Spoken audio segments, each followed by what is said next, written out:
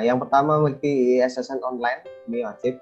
Untuk mengajukan ISSN online itu harus ada artikel yang sudah terbit, seperti jurnal Madana nanti. Kalau misalnya mengajukan ISSN online berarti harus ada 5 artikel ya, minimal 5 artikel yang terbit. Kalau tidak ada 5 artikel yang terbit di website, maka tidak akan diproses oleh LIPI. Yang kedua ini ya, sekali terbit minimal 5 artikel.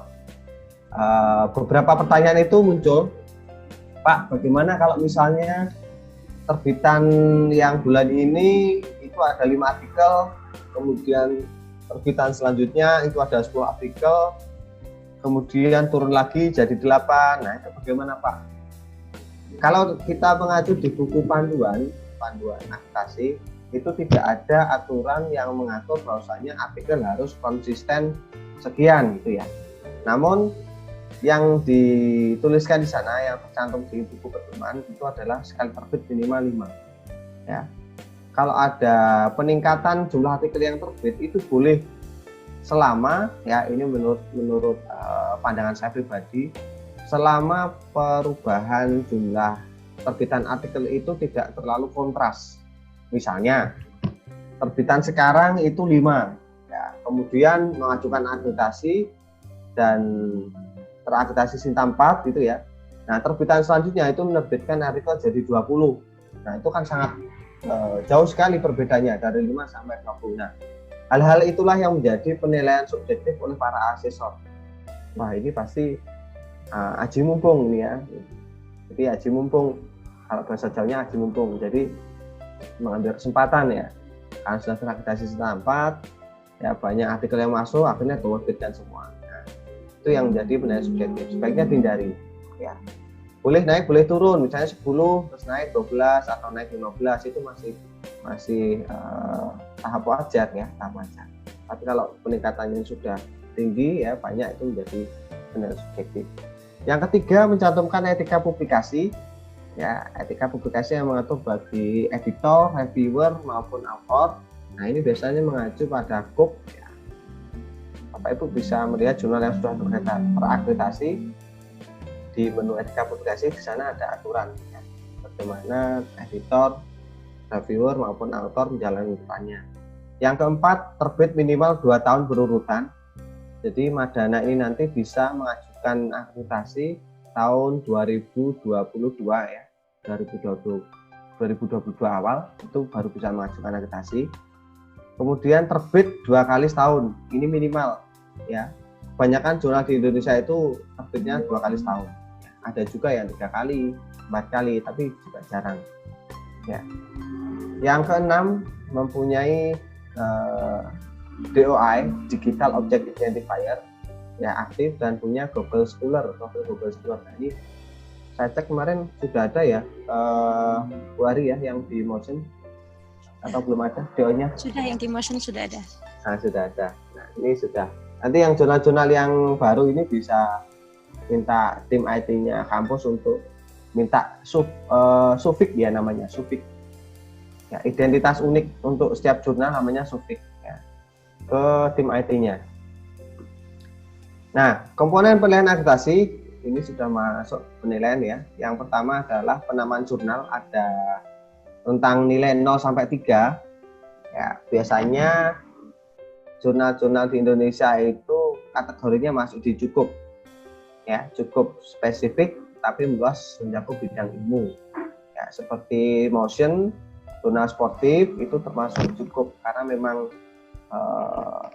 masih di bidang ilmu ya, bukan di konsen di sub spesialis disiplin ilmu tertentu. Ini ada yang kanan, ini ada panduan atau rambu-rambu untuk melihat apakah nama jurnal itu sudah sesuai ya, baik itu di header, kemudian di header website, di header artikel, atau di tempat lain itu sama atau tidak. Saya cek jurnal Motion kemarin sudah sama ya, konsisten antara nama yang ada di header sama di artikel sudah sama. Oke. Nah, yang perlu dihindari adalah nama yang menyertakan atau memakai nama lembaga, misalnya Jurnal Madana Unisma Bekasi gitu ya. Nah, itu sebaiknya dihindari Bapak Ibu, karena nanti tidak akan ada nilainya, ya nilainya 0. Ya. Karena penamaan lembaga itu menunjukkan kelokalan. Ya, kelokalan misalnya ini ada Jurnal Manajemen ITB. Ya. Dari lembaga penerbit, saya cek semuanya penerbitnya adalah Unisma. Nah, supaya dalam pengajuan akreditasi itu mendapatkan nilai lebih tinggi, sebaiknya jurnal-jurnal yang ada di Unisma itu bekerja sama dengan asosiasi profesi, ya. Kemudian MOU-nya itu di-scan, kemudian ditempel di web jurnalnya, sehingga ketika asesor itu memeriksa apakah memang benar jurnal ini sudah bekerja sama dengan asosiasi profesi, nah buktinya itu ada di web. Kemudian di halaman LIPI itu juga perlu diubah di menu penerbit, ya, di informasi detail penerbit yang semula itu penerbitnya Universitas Islam Fatimah Bekasi, itu diubah. Penerbitnya berbunyi Universitas Islam Fatimah Bekasi bekerja sama dengan asosiasi PA, itu ya. Itu bisa diubah Bapak Ibu ya di halaman LIPI, selama Bapak Ibu masih memiliki akses ke sana, yaitu username dan password, itu bisa diubah. Kemudian penyuntingan dan manajemen, ini nilainya 5, melibatkan mitra bestari berkualifikasi internasional lebih dari 50% dari berbagai institusi. Itu artinya begini Bapak Ibu, kalau di halaman reviewernya di website itu ada 10 reviewer, kemudian yang memiliki Scopus ID ada 6 orang, dan semua reviewer itu dilibatkan dalam proses review, maka nilainya untuk penyuntingan dan manajemen, ya, pelibatan mitra bestari itu mendapatkan skor 5. Tapi kalau misalnya dari 10 orang tadi yang memiliki Scopus ID hanya 4, maka nilainya ini 3, melibatkan mitra bestari berkualifikasi nasional lebih dari 50% dari berbagai institusi, 3. Nah, itu juga perlu diatur Bapak Ibu ketika mengajukan akreditasi. Berapa orang yang punya Scopus ID dan dilibatkan proses review? Ya, kalau bisa persentasenya 50% itu sudah punya, lebih dari 50% itu sudah memiliki Scopus ID. Nah, kenapa harus Scopus ID? Karena memang di buku pedoman akreditasi jurnal ilmiah tahun 2018 itu kualifikasi seorang reviewer berskala internasional apabila reviewer itu memiliki publikasi dalam kurun waktu 5 atau 3 ya. Nanti saya cek antara 5 dan 3, kalau tidak salah 5. Dalam 5 tahun terakhir itu memiliki publikasi di proceeding maupun jurnal internasional bereputasi, baik itu sebagai penulis pertama maupun co-author. Artinya kalau kita melihat jurnal internasional bereputasi, berarti jurnal itu terindeks Scopus dan masuk di SJR ya, Sinimago Journal Rank, atau di Web of Science. Kalau jurnal itu diindeks oleh Web of Science, maka buktinya adalah Research ID ya, bukan Scopus ID. Kalau di Scopus namanya Scopus ID ya, untuk identitasnya, nomor identitas penulis. Kalau di Web of Science mendapatkan Research ID. Tuh. Dan jangan lupa Bapak Ibu juga menampilkan CV daripada para reviewer. Ya, jadi ditempelkan nanti di list of reviewer itu dari profil Google Scholar, Sinta, dan Scopus, atau mungkin ORCID, ya itu bisa ditempelkan di sana. Sehingga reviewer nanti bisa melacak, oh kualifikasi reviewer ini internasional. Nah, kualifikasi internasional itu tidak harus reviewer itu berasal dari luar negeri ya Bapak Ibu, tapi berdasarkan publikasinya tadi. Ya, jangan beranggapan bahwasanya reviewer saya orang Indonesia semua. Nah, kemudian saya mengklaim ini adalah reviewernya berkualifikasi nasional ya, bukan. Meskipun penulis reviewernya itu berasal dari orang Indonesia, tapi kalau sudah memiliki Scopus ID, maka kualifikasinya itu bisa disebut sebagai berkualifikasi internasional. Oke, saya lanjutkan. Yang kedua, mutu penyuntingan substansi. Saya cek semuanya di jurnal, baik jurnal motion dan sebagainya, itu tidak melibatkan proses review, maka saya menilai 0 karena mitra besar ini tidak nyata dampaknya kinerjanya. Ya. Nah, di terbitan selanjutnya sebaiknya melibatkan, ya monggo nanti dari pengelola jurnal Motion bisa dikirimkan artikel ke saya 1 atau 2 dulu, ya untuk nanti mendapatkan feedback apakah hasil review dari saya itu sudah sesuai dengan keinginan para editor. Ya, karena saya juga seperti itu, ya mengirimkan artikel ke reviewer itu tidak sembarangan. Ya, pertama reviewer itu benar-benar punya waktu untuk mereview. Yang kedua, hasil reviewnya itu benar-benar substansinya yang dikomentari. Nah, yang ketiga, hasil reviewnya itu juga sesuai dengan apa namanya harapan daripada editor. Karena seorang editor itu juga harus paham tentang substansi artikel yang masuk. Ya, jangan sampai seorang editor tidak tahu struktur artikel. Nah, itu nanti berbahaya. Ya, kalau tidak tahu, ada artikel kirim reviewer, kemudian reviewer memberikan catatan, reviewer memperbaiki, author memperbaiki, tapi tidak tahu apakah perbaikannya itu sesuai atau tidak, kemudian langsung diterbitkan, itu nanti akan berbahaya juga. Ya. Makanya saya sebagai editor itu bersyukur sekali, ya sangat bersyukur sekali dari tahun 2012 sampai sekarang, saya membaca artikel-artikel yang masuk, sehingga pemahaman saya tentang penelitian itu juga semakin bertambah, ya wawasannya semakin bertambah. Ternyata ada ya penelitian tentang seperti ini. Nah, itu saya bersyukur sekali. Nah, itu adalah satu benefit menjadi pengelola jurnal. Kemudian kualifikasi Dewan Penyunting ini adalah editor ya, Dewan Penyunting, Dewan Editor ini juga penting juga ya, mempunyai publikasi di internasional ya, yang bereputasi itu juga penting. Tapi kalau saya penulis orang-orang atau mungkin dosen yang sudah punya Scopus ID itu lebih banyak saya libatkan ke reviewer karena nilainya lebih maksimal di reviewer. Saya back. Nah, di sini adalah nilainya 5 ya. Kalau lebih dari 50% itu 5. Tapi kalau editornya itu mungkin lebih dari 50% itu punya penelitian atau publikasi di jurnal internasional bereputasi, hanya 3 skornya. Ya, lebih baik saya maksimalkan di reviewer. Saya rekrut sebagai reviewer.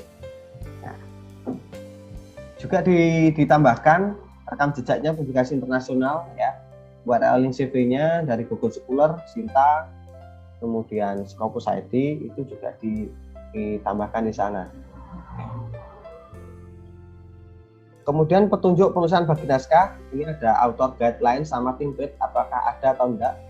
Kalau ada, nilainya maksimal 2, ya ada semuanya template. Nah, petunjuk penulisan bagi naskah itu tidak hanya mengatur ukuran kertas, jenis halaman, kemudian ukuran hurufnya berapa, ya.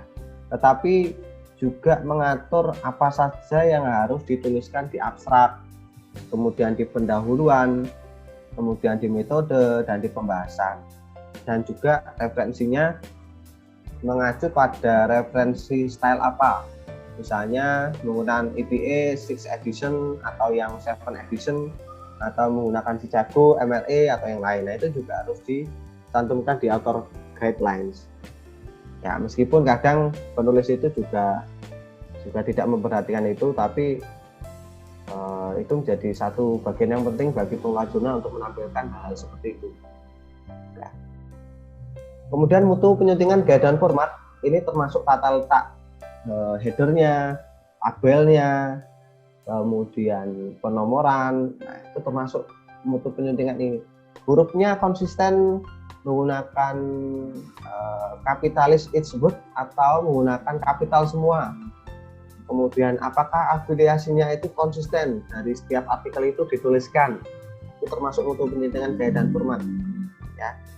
Bapak Ibu, saran saya kalau misalnya mau mengupgrade mutu tata kelolanya dari sisi manajemen, kemudian dari tampilan layout, Bapak Ibu bisa mencontoh jurnal-jurnal yang sudah bereputasi ya, boleh di jurnal internasional bereputasi atau jurnal yang ada di Sinta 1 sampai Sinta 2, itu sebagian besar jurnalnya sudah tertata dengan baik, mulai dari tampilannya, kemudian mulai dari layout artikelnya itu sudah bagus. Nah, Bapak Ibu bisa mengacu ke sana ya, boleh mencontoh ya. Manajemen jurnal ilmiah ini termasuk apakah penulis itu juga submit di OJS-nya, reviewer juga mereview di OJS-nya. Nah, ini termasuk penilaian ini ya, manajemen jurnal ilmiah. Terus ada pertanyaan juga seperti ini, Pak, kalau misalnya reviewer itu tidak berkenan mereview di OJS terus menggunakan by email bagaimana? Boleh saja, ya boleh. Kemudian hasil reviewnya nanti bagaimana? Bapak Ibu harus membuatkan akun, ya, akun reviewer atas nama beliau, dan yang mengunggah hasil reviewnya itu adalah pengelola jurnal. Jadi Bapak Ibu login menggunakan akunnya dan passwordnya, kemudian mengunggah hasil reviewnya itu di OJS-nya. Itu tidak masalah ya, boleh, diperbolehkan ya, perbolehkan Bapak Ibu. Kemudian ada substansi artikel, ini termasuk bagian skopnya ya. Bagus and scope jurnal yang dituliskan itu apakah masih bidang ilmu atau mungkin sangat super spesialis ya. Dan skop jurnal itu mempengaruhi berapa jumlah artikel yang masuk. Semakin luas skopnya, juga semakin banyak artikel yang masuk, tetapi nilai substansi yang ada di sini itu semakin rendah. Ya, di sini ada bunga rampai. Ya, misalnya MIPA atau sains alam itu nilainya 0. Ya, kemudian disiplin ilmu biologi 1. Kalau di olahraga biasanya ambilnya di disiplin ilmu ya, biologi. Ya, ambilnya di olahraga karena di skopnya ada pendidikan olahraga, ada BPK di olahraga, kemudian ada fisiologi olahraga dan lain sebagainya. Ya, nilainya 1.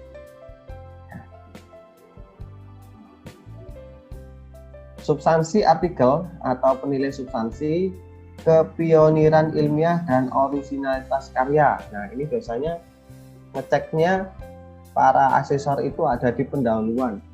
Apakah ada gap research yang ditampilkan di pendahuluan atau tidak? Ya, karena originalitas karya ini didasarkan pada kebaruan atau state of the art dari artikel itu sendiri. Apakah penelitian itu masih baru ya, belum pernah diteliti oleh orang lain, atau mungkin sudah ada tapi dia mengembangkan dengan teknik-teknik yang baru, boleh dengan metodenya dimodifikasi, teknik samplingnya atau mungkin teknik analisis datanya itu dimodifikasi. Ini termasuk salah satu penilaian di originalitas karya ya. Kemudian makna sumbangan bagi kemajuan ilmu, ini asesor biasanya menilai dari tata tulisnya ya, terutama di pendahuluan. Di pendahuluan itu ada namanya kontribusi atau mungkin di pembahasan ya, yang disampaikan. Kontribusi apa yang dapat dimanfaatkan itu ya untuk kemajuan iptek ya, itu di sana ditampilkan. Nah, itu akan menjadi bahan penilaian apakah sangat nyata atau kurang nyata. Yang kurang nyata itu biasanya tidak ditampilkan atau tidak dipaparkan kontribusinya apa. Nah, selanjutnya dampak ilmiah, ini adalah sitasi ya. Jadi ada profil Google Scholar dari masing-masing jurnal, itu nilainya dari sana ya. Kalau di atas 25 maka nilainya 5 ya. Bapak Ibu bisa diupayakan ya. Ada beberapa komponen penilaian yang tidak bisa kita upayakan, seperti nama jurnal ya udah. Kalau misalnya nilainya cukup ya cukup, kita tidak bisa meningkatkan menjadi tinggi. Ya. Kalau mau mengubah nama jurnal berarti harus membuat ISSN baru. Tapi ada beberapa komponen yang dapat kita maksimalkan nilainya, seperti sitasi ini ya. Bapak Ibu bisa mungkin menyampaikan kepada dosen ya, dosen di prodi atau mahasiswa bimbingannya, silahkan artikel-artikel yang terbit di jurnal Motion itu disitasi ya, tentunya yang relevan dengan penelitian yang dilakukan oleh dosen yang bersangkutan atau mahasiswa yang bersangkutan. Nah, itu juga sangat membantu. Dulu ketika belum Sinta 2 saya juga melakukan hal sama seperti ini ya. Akhirnya teman-teman dosen itu juga sadar ternyata mensitasi itu juga penting sebagai bentuk pengakuan bahwasanya artikel yang disitasi itu memang mendukung terhadap karya ilmiah yang ditulis ya. Dampaknya kepada H-index ya, seperti itu. Tapi sekarang saya membiarkan secara alami ya, karena jurnal sportif sudah Sinta 2, saya tidak terlalu tidak terlalu memperhatikan citasi, karena memang untuk penilaian citasi di Arjuna ini kan batasnya kan lebih dari 25, maka sudah terlampaui. Nah, saya berusaha untuk mengejar jumlah citasi atau jumlah artikel yang terbit di jurnal sportif itu disitasi oleh artikel yang terbit di jurnal Index Scopus, ya, Science Scopus ya maksudnya. Ada beberapa yang sudah disitasi. Nah, ini salah satu supaya bisa go internasional itu. Kemudian gaya penulisan, pencantuman nama penulis dan nama lembaga. Nah, ini harus konsisten. Misalnya nama lembaganya itu ditulis mulai dari prodi, fakultas, universitas, dan dilanjutkan dengan alamatnya. Kalau konsisten seperti itu juga bagus. Ya. Kemudian sistematika penulisan artikel. Nah, ini biasanya mengacu pada sistematika pembahasan introduction atau pendahuluan, kemudian metode, results, hasil, and discussion ya, atau pembahasan. Atau boleh juga non-imrat, yang penting konsisten dengan yang ditetapkan di author guidelines. Jadi memang imrat itu menjadi sistematika pembahasan yang mendunia ya, yang selama ini diacu oleh banyak jurnal. Namun kalaupun tidak imrat itu juga boleh ya Bapak Ibu. Yang penting konsisten ya, konsisten antara artikel ini dan seterusnya, itu ya tidak imrat. Yang selanjutnya ada sistem pengajuan pustaka dan pengutipan. Ini menggunakan referensi tools atau tidak. Ya, kalau menggunakan referensi tools, ya itu nilainya tinggi 1. Dan juga penyusunan daftar pustaka baku dan konsisten dan menggunakan aplikasi pengutipan standar. Nah, ini kita bisa ngecek kalau tidak menggunakan referensi tools, Mendeley, EndNote atau Zotero, biasanya di batang naskah cara pengutipannya itu masih menyertakan halaman. Kemudian kalau penulisnya ada banyak, penulisannya menjadi Hanif DKK. Nah, itu termasuk salah satu indikator bahwa artikel itu tidak menggunakan referensi tools. Kemudian penampilan, ini ada ukuran bidang tulisan A4 ya, sesuai dengan standar UNESCO. Ada A4. Nah, ini biasanya kalau asesor itu nilainya maksimal 1 ya. 1. Kemudian tata letak konsisten antara artikel dan antar terbitan itu juga 1. Kemudian penampilan tipografi. Nah, ini biasanya ngecek apakah ada tata tulis yang salah. Misalnya tulis kata dampak itu ya ditulis dampak saja, hanya hilang, itu termasuk hasil temuan, sehingga akan mempengaruhi penilaian ini tipografi. Karena asesor itu tidak mungkin ngecek semua artikel, jadi ngeceknya secara random. Kalau pas ketepatan mendapatkan artikel yang bagus ya nilainya bagus, tapi kalau pas kedapatannya artikel yang kurang bagus ya berarti akan mempengaruhi hasil penilaiannya ini ya. Resolusi dokumen pasti dijawab tinggi, berkualitas tinggi. Ini ngeceknya di ini Bu, kalau ada artikel kemudian di dalam artikel itu ada grafik, gambar, kalau gambarnya berkualitas itu pasti ini memberi nilainya 2. Tapi kalau gambarnya kabur, kemudian ke hitam putih dan kabur juga, nah itu pasti nilainya ini konsisten dan berkualitas, resolusi rendah. Jumlah halaman per volume, ya ini per volume dalam 1 tahun itu berapa? Nah, ini ya juga bisa kita upayakan maksimal nilainya, tapi apakah mungkin Bapak Ibu mau mengurusi tulisan ya atau artikel yang masuk dengan jumlah keseluruhan halaman artikel yang masuk itu lebih dari 500 halaman? Kan membuat pusing Bapak Ibu kan ya. Dalam satu terbitan ada 50 artikel gitu ya, itu sudah bisa sampai 500 halaman. Nah, daripada seperti itu, mending ini tidak usah kita upgrade nilainya, mending komponen lain yang kita upgrade. Nah, desain tampilan laman website. Nah, ini kalau ciri khas itu berarti sudah ada headernya, ada footernya, ada sidebarnya. Nah, itu termasuk ciri khas. Tapi kalau masih bawaan OJS, ya, OJS diinstal dan tidak diapa-apakan ya, tidak ditambahkan apa-apa, itu tidak berciri khas. Kemudian keberkalaan, nah ini juga penting sekali. Kalau misalnya dalam 4 kali terbitan, 4 nomor, karena dinilai 4 nomor ya, 2 tahun terakhir, kalau terbit 2 kali setahun, ada satu aja yang tidak terbit secara on time, maka nilainya juga tetap ini yang atas, lebih dari 80%, nilainya 2. Tapi kalau 3 yang tidak terbit dari 4 terbitan, itu nilainya pasti ini yang C, kurang dari 40% terbitan sesuai dengan grade yang ditentukan, nilainya 0. Ya, maka Bapak Ibu yang sekarang ini sebagai pengelola meskipun mendapat hambatan, karena kita tahu bahwa saat ini masa pandemi itu untuk melakukan penelitian itu sangat dibatasi ya, apalagi kalau penelitian berkaitan dengan sosial humaniora yang melibatkan banyak orang, itu kan dibatasi. Akhirnya ini menjadi tantangan editor, bagaimana seorang editor itu menjamin ketersediaan naskah yang masuk. Sementara dosen-dosen itu sekarang juga sedang lesu meneliti, selain karena dibatasi ya, physical distancing, juga karena work from home yang mungkin terlalu nyaman di rumah, akhirnya tidak mau penelitian. Padahal kita juga bisa membuka kesempatan meneliti itu tidak eksperimen, bisa menggunakan systematic lit review atau artikel review, atau mungkin survei secara online yang kuesionernya itu dimuat dalam Google Form, kemudian kita share ke beberapa subjek peneliti, itu juga bisa. Namun juga harus perlu diketahui juga ya, kalau kita menerima artikel review, apakah kita juga tahu sistematika artikel review itu, kemudian apakah reviewer kita juga paham berkaitan dengan sistematik literatur review itu, nah, itu juga perlu dipertimbangkan ya.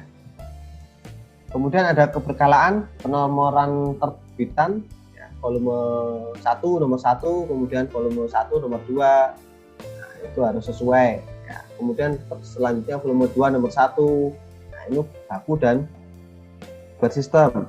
Kemudian penomoran halaman, ada juga yang setiap nomor itu dimulai dengan halaman pertama, itu nilainya 0. Nah, seharusnya satu volume itu halamannya berurutan. Meskipun ada terbitan nomor 1, nomor 2, nomor 3, nomor 4, itu ya halamannya berurutan, tidak boleh dimulai dari halaman pertama lagi.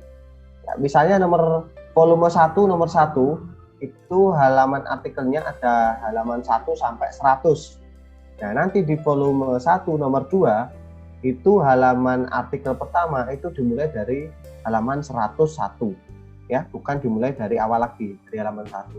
Baru nanti di volume 2 nomor 1 itu dimulai dari nomor 1 ya halamannya. Itu. Indeks tiap volume, indeks subjek dan indeks pengarang yang terperinci. Kalau dulu itu masih cetak, di halaman terakhir, halaman jurnal ya, jurnal terakhir, itu ada indeks subjek dan indeks pengarang ya. Tapi kalau sekarang online itu ngeceknya hanya di kolom search ya. Para asesor itu ngeceknya di kolom search, nanti ngetikkan nama siapa penulis, atas penulis, dan nanti muncul enggak artikel atas nama penulis itu. Kalau muncul berarti indeks subjek dan indeks pengarang ini diaktifkan untuk di jurnal itu. Kalau enggak muncul, nah padahal itu ada nama penulisnya, berarti tidak diaktifkan, nilainya nanti 0 ya. Yang ngeceknya ada indeks subjek atau indeks pengarang. Kalau hanya indeks subjek saja, maka nilainya setengah, atau hanya indeks pengarang saja nilainya juga setengah. Tuh. Nah, ini untuk penyebar luasan, ada kunjungan unik lebih dari 50%, kunjungan unik ke laman rata-rata per hari. Untuk jurnal yang terbit itu 4. Ada juga teman-teman itu yang mensiasati one day one click ya, one day one click artinya satu hari satu klik atau mengunjungi jurnal. Ya, itu bisa, tapi ya boleh-boleh saja sebenarnya, tapi lebih baik biarkan orang lain mengunjungi jurnal itu karena jurnal itu memang layak untuk dikunjungi. Tapi tidak masalah, strateginya seperti itu ya, tidak masalah ya. Kalau saya dulu juga menyarankan mahasiswa bimbingan saya atau mungkin mahasiswa yang saya ajar itu untuk mengerjakan tugas itu dengan cara mengambil referensi dari jurnal sportif, sehingga kunjungan-kunjungan itu juga akan semakin meningkat. Begitu. Ada pencantuman di pengindeks internasional gravitasi. Jadi kalau indeksnya Scopus, Web of Science itu nilainya 5. Kemudian yang sedang itu ada DOAJ, kemudian indeks Copernicus, EBSCO, kemudian Clarivate Analytics yang ESCI, Emerging Source Citation Index. Kalau yang rendah, bereputasi rendah itu ada Google Scholar, kemudian Root, Microsoft Academics, Garuda, nah itu termasuk rendah. Kemudian yang terakhir ini ya, alamat atau identitas unik artikel, memiliki DOI tiap artikel atau tidak. Kalau memiliki dan aktif nilainya 2. Kalau memiliki tapi tidak aktif itu sama dengan poin B, memiliki alamat laman yang permanen tiap artikel 1. Kalau yang C ini tidak mungkin karena setiap jurnal online itu pasti memiliki alamat permanen ya. HTTPS apa, nanti slash yang terakhir itu angka biasanya untuk identitas artikel itu. Oke, ini yang plagiarisme ya, yang terakhir. Pedoman berikut dapat digunakan untuk pemeriksaan awal, jadi simulasinya berapa persen. Kalau 20% itu dikategorikan plagiarisme menengah ataupun diperiksa lebih rinci. Ya, lebih rinci. Kalau di sportif, ya itu 20% yang digunakan. Kemudian kalau ada plagiasi, ya misalnya artikel yang terbit di jurnal Motion itu juga terbit di jurnal lain, maka kalau itu tidak dilakukan retraction, maka akan menjadi temuan bagi asesor untuk mengurangi poin akreditasi. Ya, poinnya ada di buku pedoman ya, bahkan sampai 15 poin diturunkan. Jadi Bapak Ibu yang hati-hati ya kalau menerbitkan artikel, jangan sampai tidak menggunakan simulatif check ketika ada artikel masuk, karena sangat berbahaya sekali kalau artikel itu sudah terbit lalu diterbitkan di jurnal yang Bapak Ibu kelola. Ya, akan menjadi bom waktu bagi Bapak Ibu selaku pengelola jurnal yang mendapatkan disinsentif nanti ya. Begitu, ini plagiarisme detektor yang sebagai softwarenya ya, plagiarisme mulai asumsi. Nah, oke. Ini slide dari pemaparan manajemen dan pengajuan akreditasi. Kemudian stage manajemen penerbitan naskah sudah lewat. Sekarang kita masuk ke persiapan akreditasi. Ya, ini adalah kriteria jurnal nasional terakreditasi dari peringkat 1 sampai peringkat 6 itu nilainya. Apabila suatu jurnal ilmiah terakreditasi di peringkat 2 sampai dengan 6, ya, kemudian terindeks oleh lembaga pengindeks internasional bereputasi seperti Scopus atau Web of Science yang core collection-nya adalah SCI dan SCI, maka jurnal itu berhak mendapatkan status terakreditasi peringkat 1. Ya, Bapak Ibu. Jadi ada 2 cara sebenarnya. Kita mau terindeks lembaga pengindeks bereputasi atau terakreditasi peringkat 1. Kalau kita mau terakreditasi peringkat 1, kita bisa menempuh dengan cara tadi, mengindekskan ke Scopus ya. Atau dengan cara 2, kita tidak perlu indeks ke Scopus, tapi jurnal yang kita kelola benar-benar sudah jurnal internasional yang mutunya sudah baik ya. Karena nilainya yang diperlukan kan kurang dari sama dengan 85 ya. Untuk mencapai 85 ini kita bisa memetakan berapa poinnya dari sisi penamaan jurnal, dari kualifikasi reviewer. Nah, itu kita bisa memetakan. Nah, jadi tidak harus ke Scopus sebenarnya kalau mau ke peringkat 1. Tapi kalau mau ke peringkat 1 dengan cara ke Scopus itu jauh lebih bagus. Ya, misalnya tadi yang disampaikan sini adalah peringkat 2 sampai 6.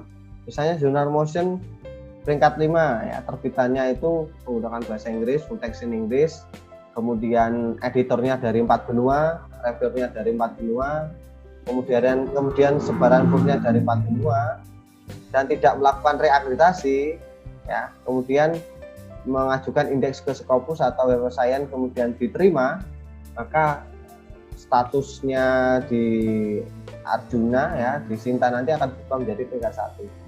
Nah, itu, tapi ya perlu effort yang luar biasa ya Bapak Ibu. Kita harus merekrut reviewer atau editor dari 4 benua itu luar biasa Sportif beberapa waktu yang lalu dalam sehari itu merekrut 5 editor dan 5 reviewer. Sampai sekarang juga belum nyantol, belum ada ya satu pun yang nyantol. Tapi tetap saya lakukan ya, ini sebagai salah satu upaya saya untuk go internasional. Nanti biar tahun berapa itu bisa mengajukan ke Scopus. Nah, kemudian ini ada unsur dan bobot penilaian, ada 2, dari unsur manajemen dan substansi. Kalau kita lihat ya ini sama ya, hampir sama ya, 49 sama 51 selisih 2 ya, saya anggap sama. Sehingga Bapak Ibu juga perlu memperhatikan sisi manajemennya ya, selain sisi substansi. Tapi biasanya terbalik Bapak Ibu. Ya, yang pertama diutamakan itu yang diperbaiki pasti manajemen. Ya, karena ini yang bisa kita upayakan dan kita tempuh oleh tim itu ya manajemen. Tapi kalau sisi substansi karena berkaitan dengan artikel dari penulis, kita tidak bisa melakukannya dengan cepat. Ya, perlu proses ya, termasuk mungkin mengadakan sayembara ya, best paper award, nanti yang peringkat 1 itu dapat award apa, reward apa, itu sebagai salah satu upaya mendapatkan artikel dengan substansi yang bagus. Nah, kemudian suatu jurnal ilmiah dinyatakan terakreditasi peringkat 2 apabila sekurang-kurangnya memperoleh nilai total 70 ya untuk unsur manajemen dan substansi, dengan nilai substansi sekurang-kurangnya 26.